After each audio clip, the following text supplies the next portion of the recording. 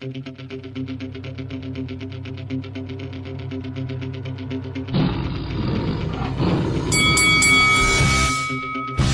up, this your boy Roy Jones Jr. and you're watching Lights Out. This is FAISAL Khan for Lights Out, proudly sponsored by Spartans Law. With me via Zoom all the way from the United States of America. I'd like to be joined by Mr. Christopher Lovejoy. Chris, it's been a while. How you doing? I'm blessed, man. I'm good. I'm back. I'm here. It's been a while since we last spoke. Got quite a bit to catch up on. Obviously, the whole hype surrounding the third trilogy fight between Tyson Fury and Deontay Wilder and Anthony Joshua's loss to Alexander Usyk is the main talk of the heavyweight division right now. But another man who put another win on his record was yourself last Saturday night, first round knockout. Just talk to us about that performance and what that does for you going into the near future. It was a good performance by me. I came ready. It was a journeyman. I knew I would win the fight. No doubt in my mind I would win. I got scored a first round knockout win. Good for me. Good to get back in the ring. I got some good sparring in, up and coming for that fight. You know, just getting back in the winning column. And as far as future go, I still got this contract issue going on, man. You know, I with the Don King guy, I filed bankruptcy. He sent in papers to try to stop my bankruptcy. My bankruptcy got dismissed. So where we stand now is the contract actually ends next September, 2022. I can file bankruptcy again March 2021. I mean, March 2022, which is 5 months away, 4 months away, whatever. Now I got a different way I can do it, without saying too much on here, but 100% it'll be granted, discharge. I'll have a bankruptcy at BK by next March. So I'll be free by next March. If I don't go that route, I got to wait it out till the contract expires next September. So that's why I ain't really been calling everybody really out like that, because all I want to just be talking and we can't make the fight happen, This current situation with yourself and Don King has been going on now all the way back to when you were supposed to fight Dave Allen in the UK under, I believe it's the Chisora Usyk undercard. Just how much of an effect is this having on your career so far? Because it seems like it's an everlasting situation you've got yourself into with Don King. Man, it has a little effect on it, but I mean, I'm still fighting. I mean, I done fought, twice since his guy fought. It don't really stop nothing. Just that the big promoters, the big shows don't want to deal with, getting letters and stuff like that. But any other promoter, like I just fought in Germany, no problem. I just fought in Mexico, no problem. So I can fight stuff like that. But people don't even want to even deal with the guy. I mean, he literally blackballed himself with every major promoter in the world. So no one even wants to deal with him. They don't want to do no deals with him. They don't want to make any offers or anything. So if it's for me doing my own show or promoting my own stuff or small promoters all around the world, stuff like that, I could do those all day long.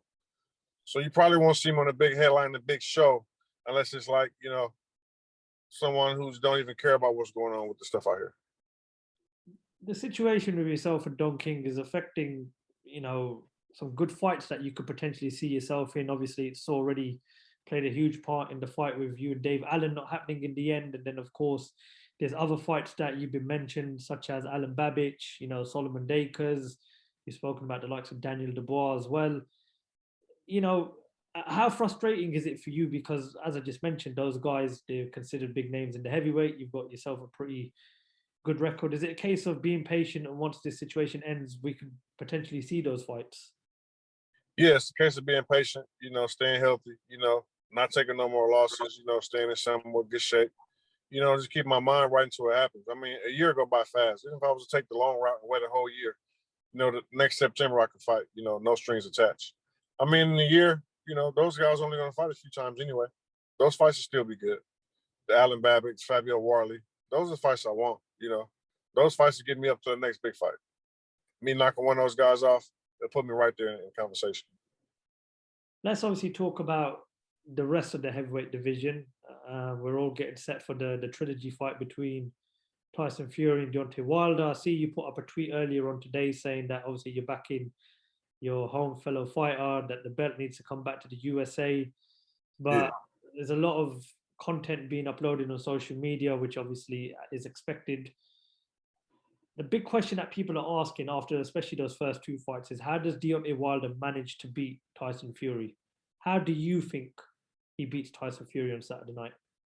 Well, like I said in numerous interviews, Tyson Fury, Deontay Wilder, one, I had Fury.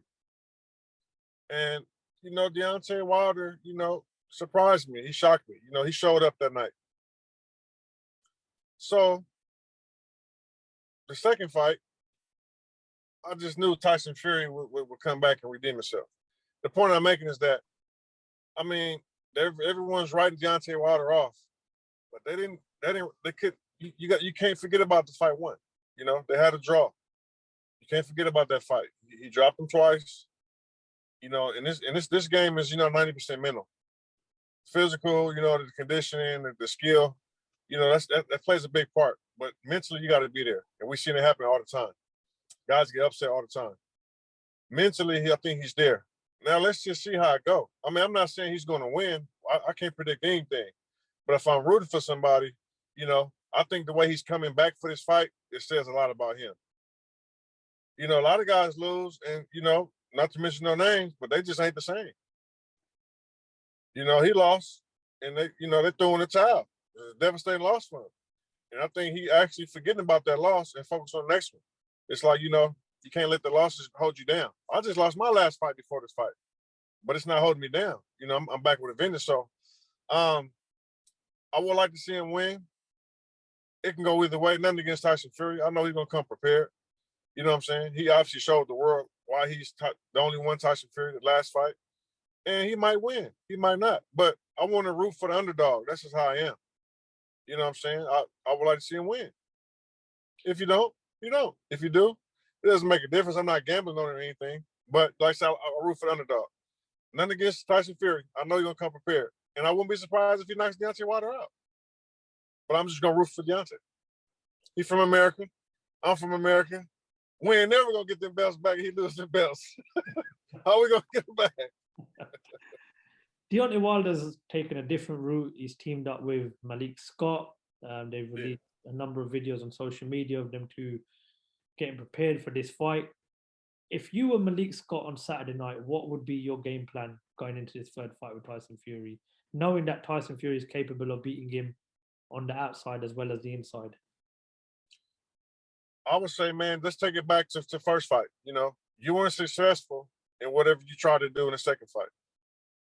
Whatever the excuse was, whatever the reason was, you weren't successful second fight. So we're not even gonna come back to the second fight. What mentality you had, what preparation you had for that first fight. Let's do that. And I'm gonna put my little pizzazz in it too. And we're gonna go ham. And it'll be pressure. Me personally, I sparred Fury before.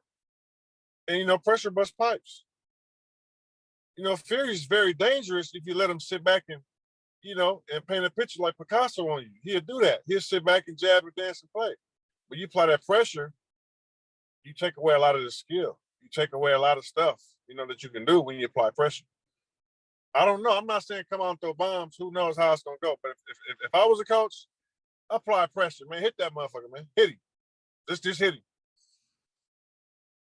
You might get hit, just hit him. Keep hitting. The bookies have got Tyson Fury down as the favorite to win the fight on Saturday night.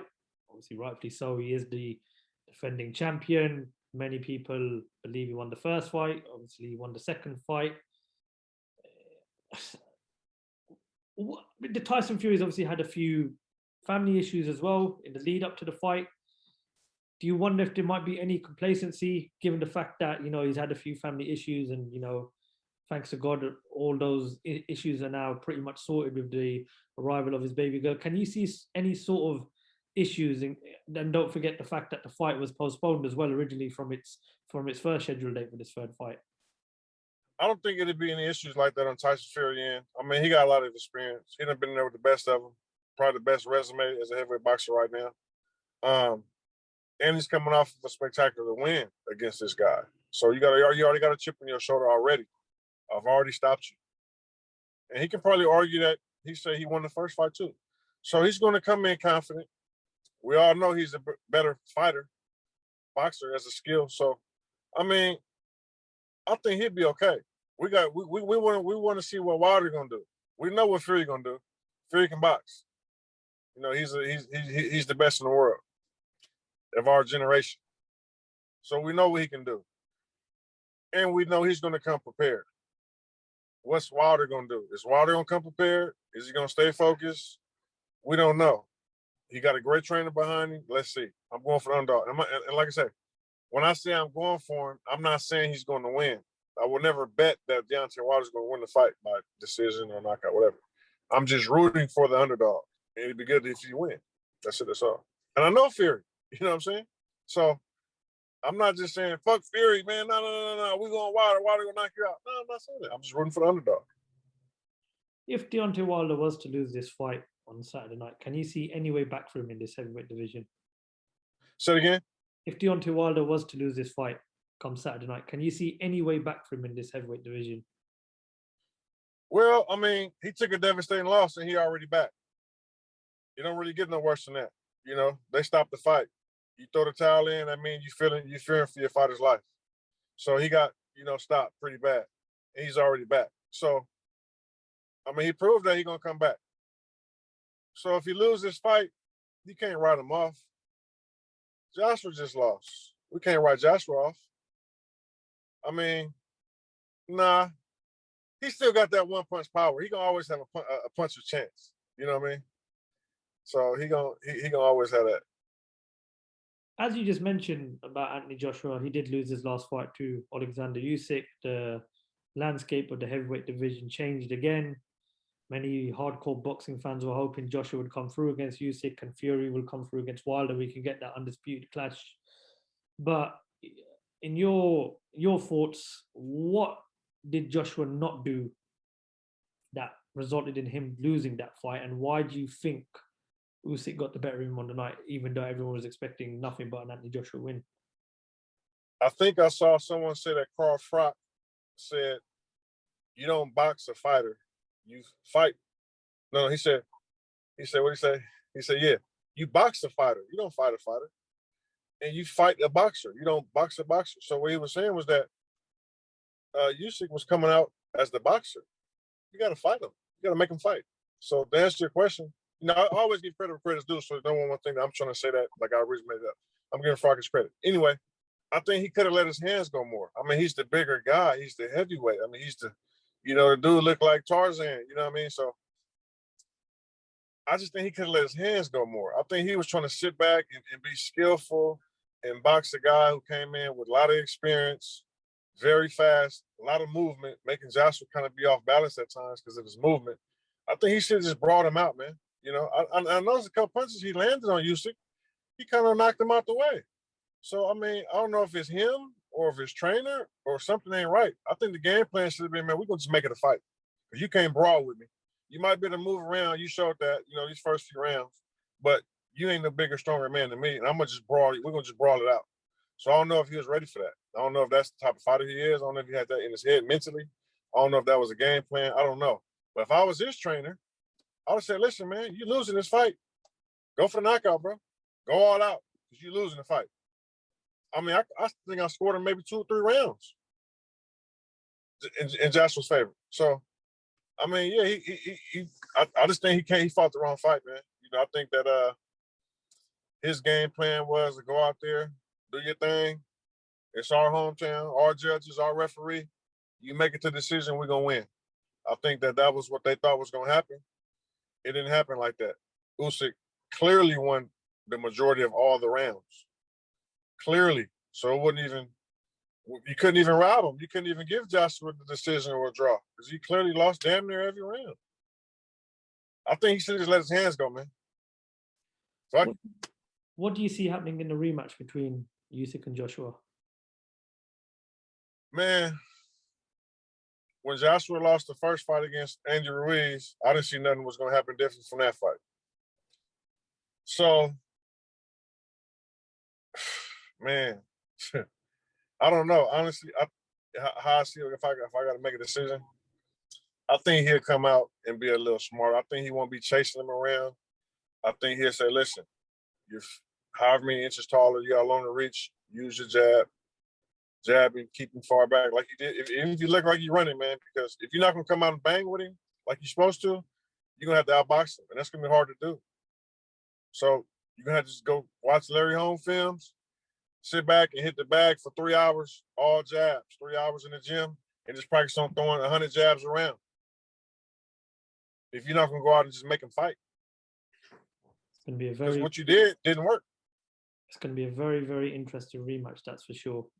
Chris, is there anything else you'd like to add? Man, be patient with me, man. You know, I'm going through a lot. It's out of my control. I wish I can call somebody out. I wish I could come to London, call somebody out, and get a fight in a few weeks. Unfortunately, it might not happen. Be patient with me. This thing will be done with in less than a year. A year go by fast. I'm in better shape than I was before. I'll be a whole different animal when they see me, and I'm not taking no more losses. You know, I'm not taking no more losses. I'm gonna see y'all soon. Well, we hope you can come through the other side of this, and we'll definitely be patient with you. You're a very interesting character, that's for sure. And we'll definitely be keeping an eye on you. Christopher Lovejoy, thank you very much for your time. A pleasure as always. And Thank you, man. Thanks for having me. you're always welcome on our platform, Chris, that's for sure. Christopher Lovejoy, thank you very much for talking to Lights Out. Let's get it.